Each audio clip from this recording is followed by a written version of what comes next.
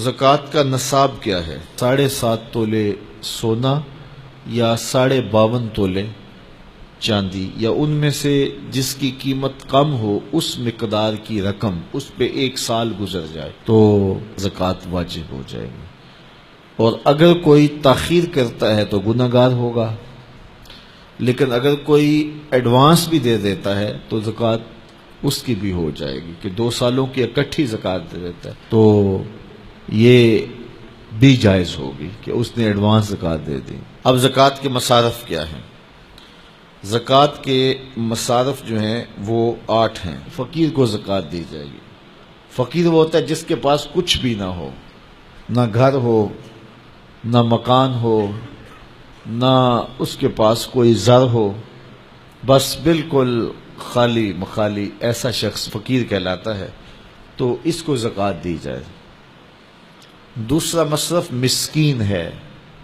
مسکین ایسے شخص کو کہتے ہیں کہ جس کے پاس اپنا ذاتی گھر تو ہے اور تھوڑا بہت کام کاروبار بھی ہے، بچوں کی روٹی روزی بھی چلتی ہے، لیکن اس کے پاس اتنے پیسے جمع نہیں ہوئے کہ وہ نصاب کی ملک تک پہنچیں، یعنی 7.5 تولے سونا یا 52.5 تولے چاندی، یا ان دونوں میں سے کسی ایک کی قیمت اس کے پاس نہیں ہے، تو وہ مسکین کہلائے گا، تو وہ بھی زکوٰۃ کا مستحق ہے۔ تیسرا رقاب، یعنی غلام کو آزاد کرنے کے لیے اس کو زکوٰۃ دی جا سکتی ہے، تاکہ وہ اپنی قیمت دے کر کے اپنے آقا سے اپنی جان چھڑا لے۔ اور چوتھا غارم۔ غارم وہ ہے جو قرضے تلے دب گیا ہے اور اس کے پاس قرضہ اتارنے کے لیے کچھ نہیں ہے، تو اس مقروض کا قرض اتارنے کے لیے اس کو زکوٰۃ دی جا سکتی ہے۔ 5واں شخص فی سبیل اللہ۔ فی سبیل اللہ وہ شخص ہے کہ جو اللہ کی راہ میں نکلا ہوا ہے، جو مدارس دینیہ کے طلبہ ہیں وہ بھی اس زمرے میں آتے ہیں، ان کو زکوٰۃ دی جا سکتی ہے۔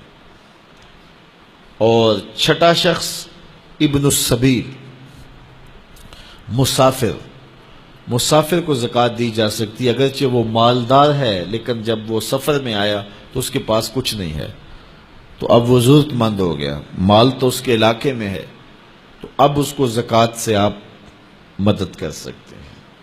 اور 7واں مصرف عامل، جو حکومت کی طرف سے زکوٰۃ اکٹھی کرنے پہ مامور ہو، تو باقاعدہ اس کی تنخواہ بھی زکوٰۃ کی رقم سے دی جائے گی۔ 8واں مصرف زکوٰۃ کا وہ لوگ ہیں جن کے بارے میں یہ گمان ہو کہ وہ اسلام لے آئیں گے، تو ان کی دل جوئی کر کے ان کو زکوٰۃ کی رقم بھی دے سکتے ہیں تاکہ وہ اسلام میں داخل ہو جائیں، لیکن اب اسلام غالب ہو گیا تو اس کی ضرورت نہیں رہی۔ اللہ اکبر۔